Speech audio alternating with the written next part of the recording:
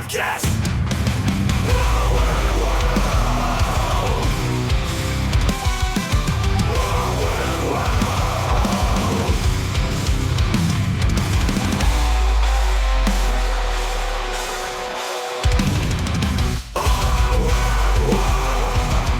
Welcome to Our Weird World. I'm your host, John Henson, and this is a take two because I tried to record this episode yesterday, but there's a certain baby who still doesn't sleep but more than 30 minutes at a time sometimes, and I never know when that is. I don't remember this part of the sleep training manual where you get into this weird Russian roulette situation where, hey, sometimes he'll only sleep for 20 minutes, and then other times he'll sleep for 2 hours, and you're never going to know which is which, because you can torture him and keep him up, and sleep deprive him for hours, and he'll still only sleep for 20 minutes. And then other times, he'll sleep through the entire night, and then an hour later, he's ready to go back to sleep, and he'll sleep for an hour and a half. I don't understand it, But here's the thing, all right? I'm not gonna bore you with stories about my kids, because here's the thing: I know that you don't care about my kids, just like I don't care about your kids, right? I think we can be honest with each other at this way. Like, we all like to pretend like, oh, he's so precious. We don't care about each other. I despise other people's kids, like straight up, like just they're running around, don't have any kind of self-awareness for other people's personal space, just running over your kid. Like, gross. I don't like anyone else's kid. And I was the same thing with dogs. I don't like dogs, period. But like, I really don't like anyone else's dog. I'm sure your dog's the best. I don't care. Like, the only person, and here's the thing, like, the only person listening to this show who actually does care about my kids is my wife. And that's fine. We can talk about our kids on our own time. It'd be weird, but this would be something I would do. It would be weird though if I would just like say things and tell my wife about our kids through this show, and then she wouldn't even hear about it, but for like 6 to 12 weeks later, just because that's how far ahead I schedule these episodes. That'd be weird. It'd be like, hey babe, the cat threw up under the baby's crib again. You need you to clean that up. And then she just won't hear about it for like 6 weeks. And there's just been cat puke on the floor for that long because I didn't clean it up because I asked her to do it. And that would be something I'd do. Like when I first moved into my apartment, after I moved out of my house completely, got my first place on my own. A couple of weeks in, there was a dead cricket on the floor. No, it was a dead spider. It was a dead spider on the floor. And I just left him. I left the dead spider. He was like my roommate. He was just like my chill, dead roommate. And I just left him on the floor for months. And then I vacuumed for the first time. And then I vacuumed him up. And it was kind of sad. I was sad to see him go. Me and Harvey were just chilling the whole time. And he was cool. He didn't ask for much. He was never in the way. And he was just there. And that says a lot more about me than I would like for it to. But, it is. There was another time at our house before we moved into the one we currently were at. There was just a dead cockroach in one of the air vents in the kitchen ceiling, in the vent above the sink. There was just a dead cockroach. And I remember the day because he was flitting around up in the vent, and I just sprayed him to death with Raid, and he died right there on the vent. And for over a year, because I think it happened around February, and we moved out of that house the next February, and he was just chilling up in that vent for a year. And I would just watch. My wife would be standing at the sink cleaning dishes, and I would just be looking above her oh man, the air is blowing right now. It's going to be crazy if that cockroach corpse falls through one of the slits in the vent and lands on her. She's going to freak out. Oh man. I did eventually tell her about it. She was not happy, but it's fine. It was harmless. It was a harmless thing to do. All right, ladies, your husband is probably keeping very harmless secrets like that from you because it's fun. It's fun and whimsical. And that's the takeaway that I want you to have as we start this episode. Okay. It's a new month, which means it is another weird fun bag. Just going to seamlessly transition out of that completely unrelated intro into the episode. Number 29, we are looking at the Spaghetti Tree and the stories of Richard Speck and Richard Shaver. A lot of Dick in this episode. Dick Speck and Dick Shaver. That's great. We're going to have fun. We're going to have fun today. So let's get into it.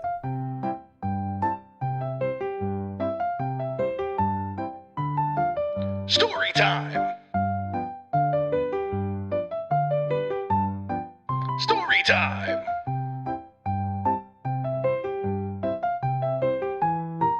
Story time?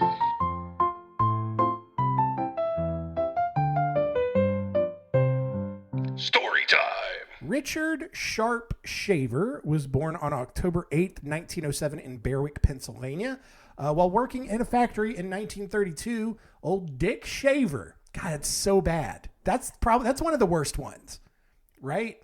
Like, Dick Shaver? Come on. What are you doing? Parents, what are you doing? And then granted, he was born in 1907. I don't know. Dick probably didn't mean what it means today, but woo, how unfortunate. Anyway, he realized that he could hear the thoughts of all of the men working around him. And that's crazy because they were probably thinking things like, man, Dick Shaver, what a really weird name this guy has.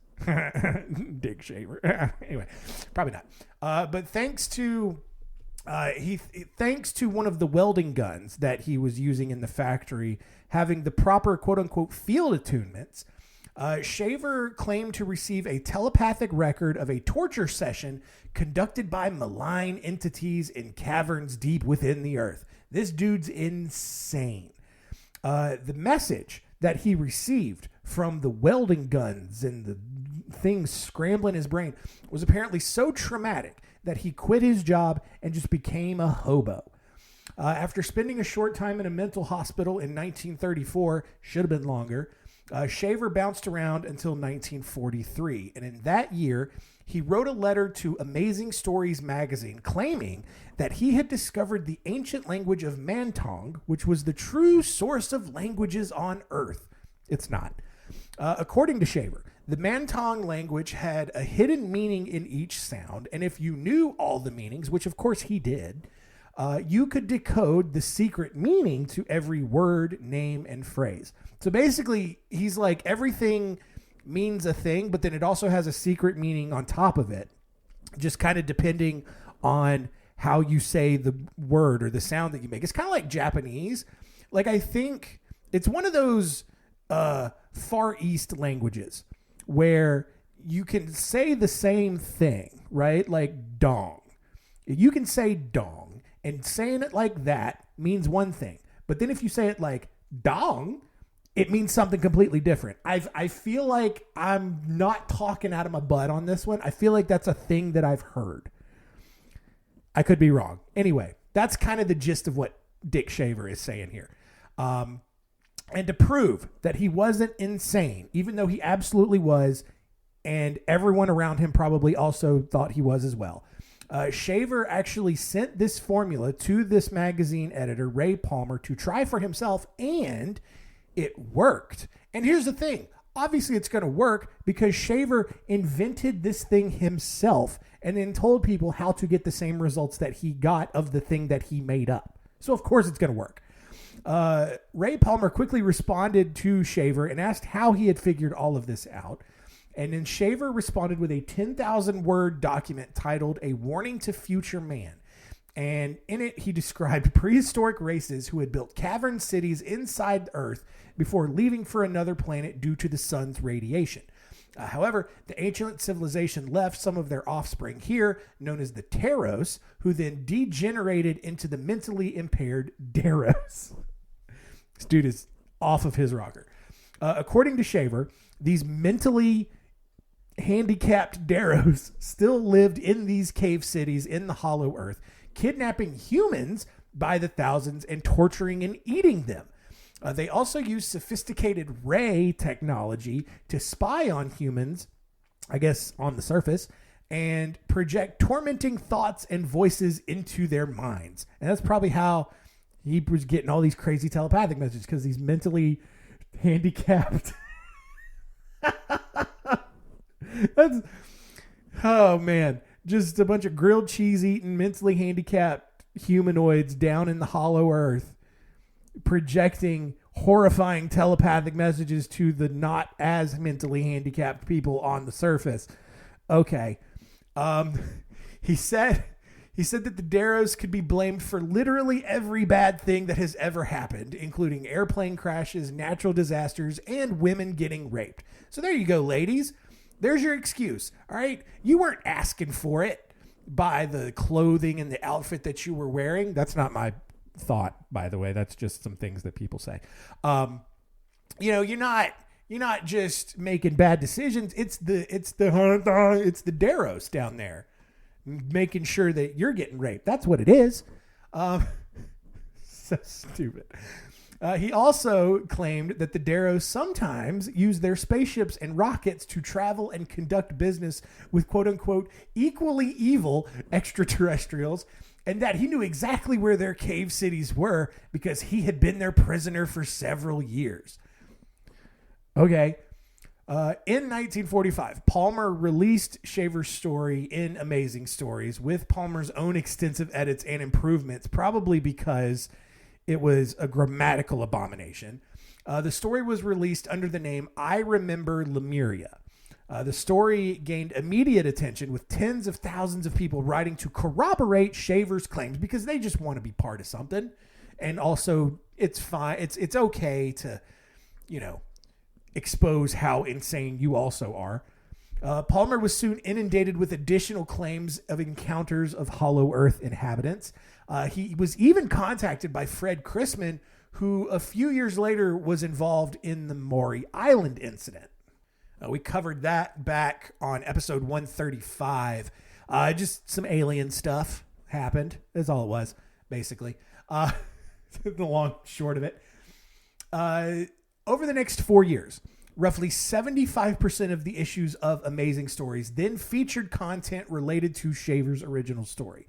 Although Palmer later admitted that the Shaver story was just more of a publicity grabber, he maintained that it was very different from a hoax, because he held the belief that Shaver was telling the truth, or at least Shaver believed that he was telling the truth, even if several critics pointed out that Shaver had all the classic symptoms of paranoid schizophrenia, obviously. But in the 1960s, after the Hollow Earth frenzy in Amazing Stories had waned, Shaver spent his time searching for more evidence of the Taros, the mentally stable version of whatever these things were. He made claims that evidence could be found in certain rocks, which he called rock books, that had been created by the ancient civilization and were embedded with messages. Over the years, he collected several of these rock books and ran a lending library through the mail, in which he would send a slice of polished agate and a detailed description of what was allegedly written on it. You know those bookends that are just like, they're kind of green, rough on the outside, but then, they're cut and it's very polished.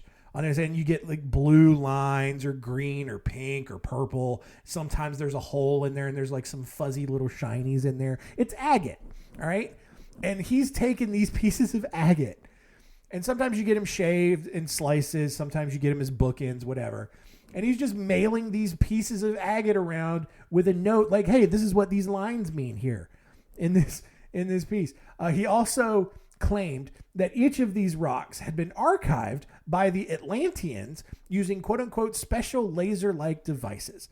After he died in 1975, everyone kind of stopped caring about this dude's nonsense. And then starting in 1989, though, his works were kind of rediscovered and began being exhibited in various universities around California. California.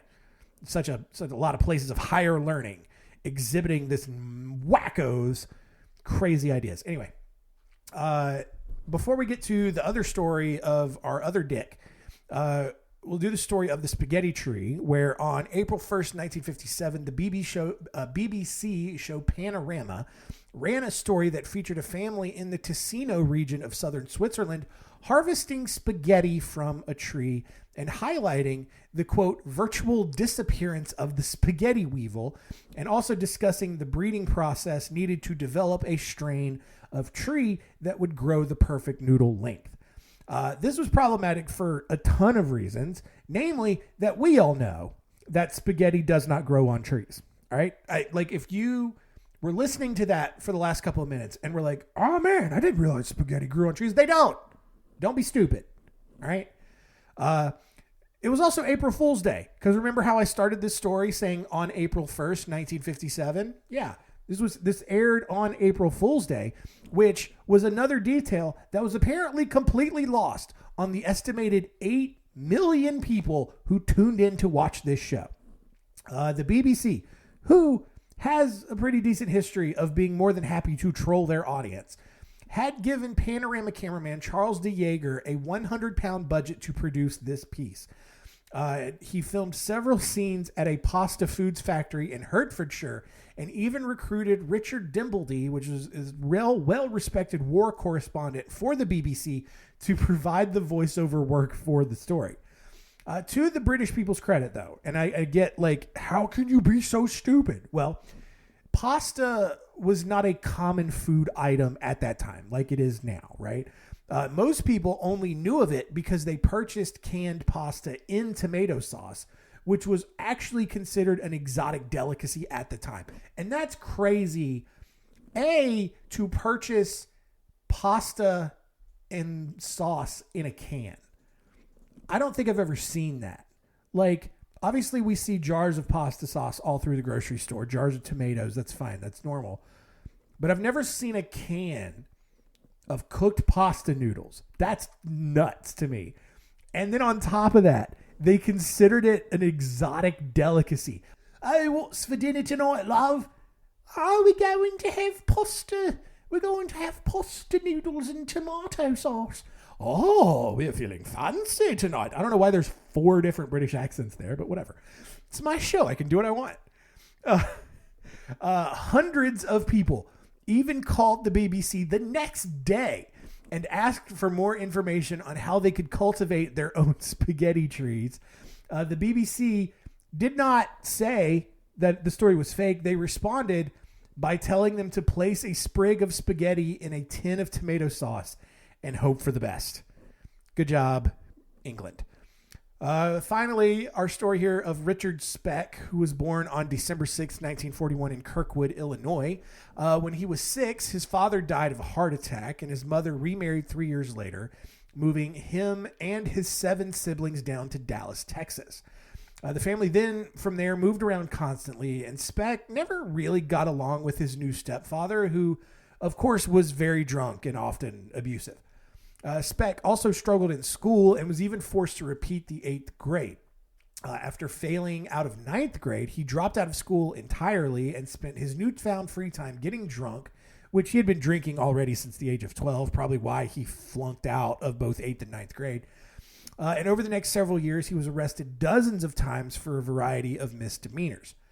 In 1961, Speck met 15-year-old Shirley Malone at the Texas State Fair and got her pregnant 3 months later.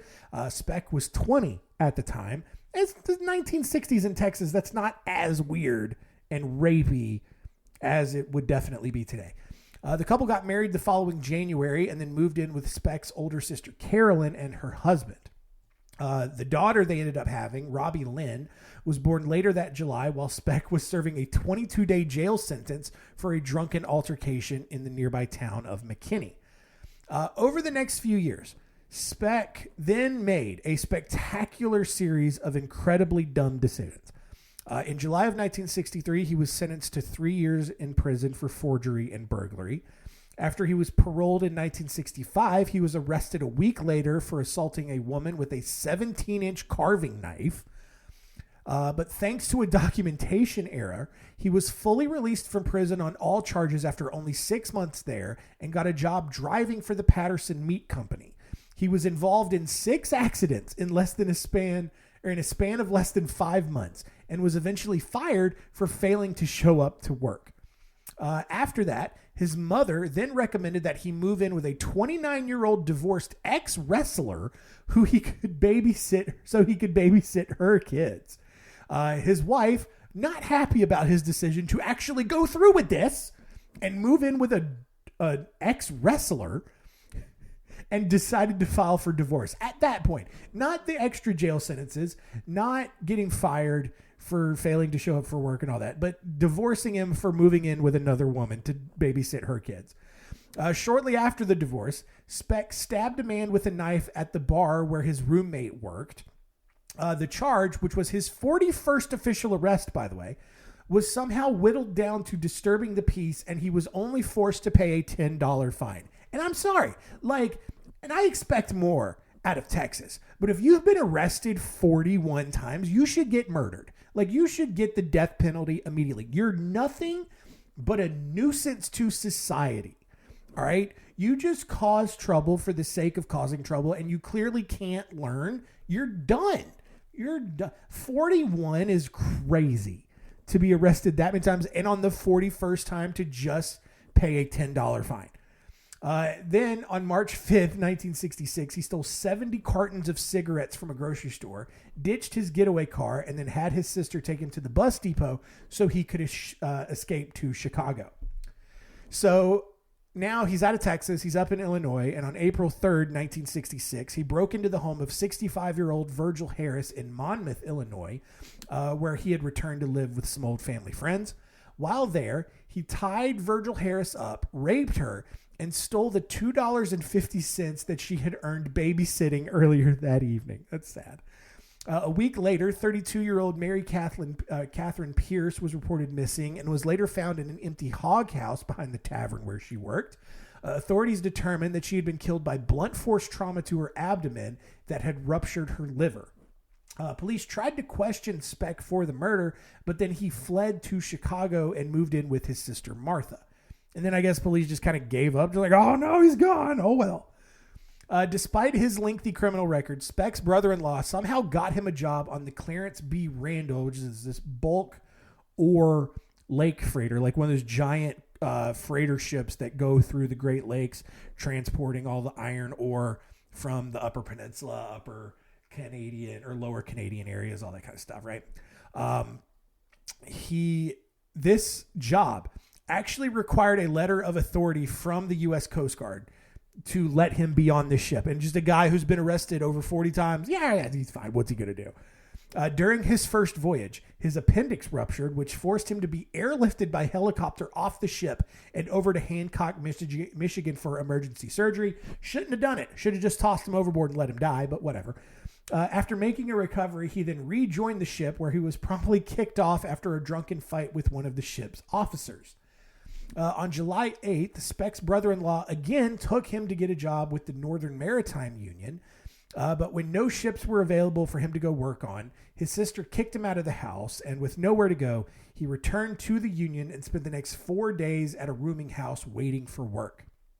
Finally, on July 12th, he received an assignment on the SS Sinclair Great Lakes, which was an oil tanker, but he had to drive to East Chicago, Indiana, which was 30 minutes away, and by the time he arrived, his spot had been taken by someone else. At this point, he's out of money, can't afford to stay back at the rooming house, so he just squats inside an unfinished house near the Union Hall. The next day, his sister visited him and gave him $25, which he promptly used to get wasted at a bar. And then later that night, he confronted 53-year-old Ella Mae Hooper at knife point, took her to a room at the nearby Shipyard Inn, raped her, all because of those mentally handicapped Daros people in the Hollow Earth, probably, and then stole her pistol. After drinking some more back at the same bar, he walked more than a mile down to a nurse's townhouse where a group of student nurses and Filipino exchange students were staying. At 11 p.m., he broke into this townhouse at 2319 East 100th Street and cornered 8 women in a room. And over the next several hours, in 30-minute intervals, he led each one out to a common area and stabbed or strangled them all to death. One woman, Corazon Amaral eluded Speck's attack by hiding under a bed while he was out of the room. And then obviously, like, he leaves, she escapes, sees all the other dead women, and then goes out and tries to find police.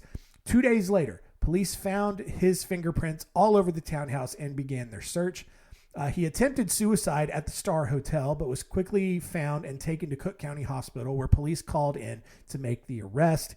After several months of psychiatric meetings and police questioning, Speck was diagnosed with organic brain syndrome, which was now it's an obsolete generic term for just brain damage. That was a result of head injuries that he had suffered as a child. Sure, makes a lot of sense. Although psychiatrists deemed him competent to stand trial, they asserted that he was insane at the time of his murders thanks to all the drugs and alcohol that he was on that negatively impacted his damaged brain. Well, on April 15th, 1967, after only 49 minutes of deliberation, Speck was found guilty and was given the death penalty. However, when the death penalty was then declared unconstitutional in 1972, Speck had his sentence changed to 400 to 1,200 years in prison, which was then reduced to 100 to 300 years. While in prison, Speck kept a pair of sparrows that had flown into his cell, earning him the nickname Birdman. He also collected stamps, and although at this point he didn't ever cause much trouble, he always found ways to smuggle in drugs and moonshine. In 1996, it's going to get even weirder, a video surfaced from inside the prison showing explicit activities taking place inside the Stateville Correctional Center, including a scene of Speck performing oral sex on another inmate, sharing an absurd amount of cocaine with a different inmate, dancing around in silk panties, and sporting a pair of breasts that he had grown using smuggled hormone treatments. On December 5th, 1991, Speck was transported to a hospital in Joliet after complaining of chest pains. He died a few hours later of a heart attack at the age of 49.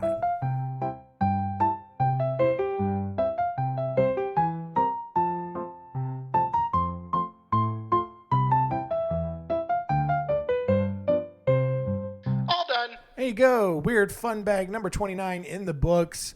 That the last story just takes a crazy turn, right? Because like obviously you just think, oh man, this is just a terrible dude, and then you just kind of forget that he murdered so many people, because it's like, what was happening in this prison where he's just able to somehow smuggle in cocaine and enough hormone treatments that he just grows his own boobs.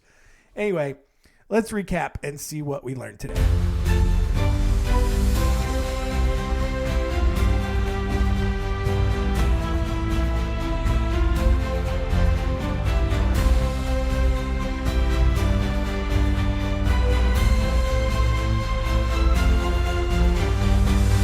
What did we learn? Number one, British people, very easily fooled.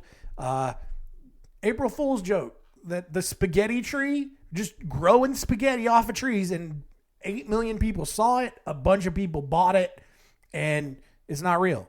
Spaghetti doesn't grow on trees, you guys. Number two, Dick Shaver totally believed that there were another set of beings in cave cities all over Hollow Earth, and that the mentally handicapped ones were somehow still mentally functioning enough to send telepathic messages to people and cause all the plane crashes and get women raped and all that. Dude was out of his mind, and people, like, rather than get him help, people enabled it and encouraged him, and then it honestly exposed more insane people who were like, oh yeah, that's happened to me too. Yeah, for sure. 100%. Here's my side of the story. Anyway. And then number three, Dick Speck, terrible person, but then grew his own boobs in prison and was just blowing dudes and just everybody's fun toy in prison. Even though he was a terrible person. He was arrested over 40 times, killed a bunch of people. But that is not the thing that people remember about him. He was just insane. He kept a pair of birds in his cell and also grew his own boobs. Weird.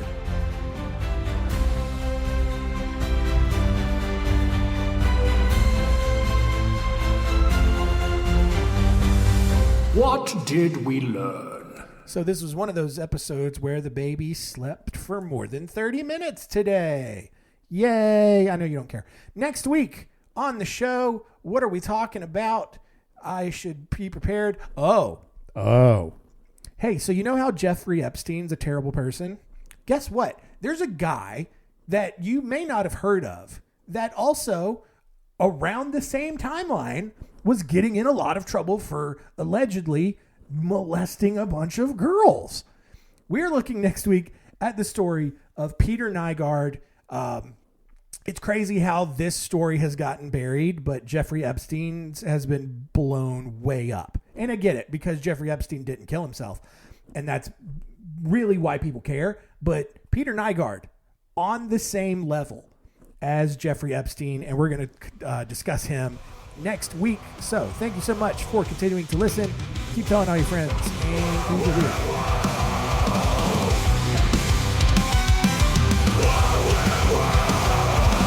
This is a podcast